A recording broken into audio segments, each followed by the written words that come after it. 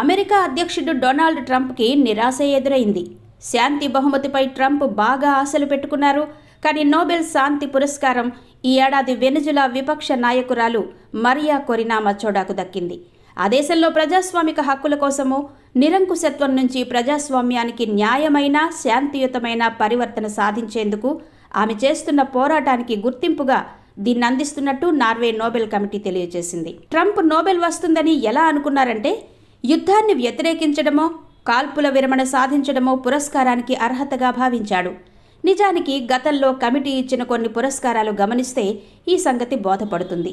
2009లో అప్పటి అమెరికా అధ్యక్షుడు బరాక్ ఒబామాకు ఈ పురస్కారం ఇలానే దక్కింది. కానీ ఆ బహుమతి తనకెందుకు ఇచ్చారో ఇప్పటికీ తెలియడం లేదని ఆయన నిజాయితీగా అప్పట్లో ఒప్పుకున్నారు. బుష్ మొదలెట్టిన యుద్ధాలను ఆయన మరింత ముందుకు తీసుకుపోయారు. ఒబామా ఏలుబడిలో లిబియా, సిరియా, సోమాలియా, ఆఫ్ఘన్లలో అమెరికా సైన్యం దాడుల్లో వేలాది మంది పౌరులు ప్రాణాలు కోల్పోయారు. అప్పట్లో నోబెల్ ఎంపిక కమిటీ కార్యదర్శిగా వ్యవహరించిన గిర్లెన్స్టెడ్ అది ఘోర తప్పిదమని ఆ తర్వాత అంగీకరించారు.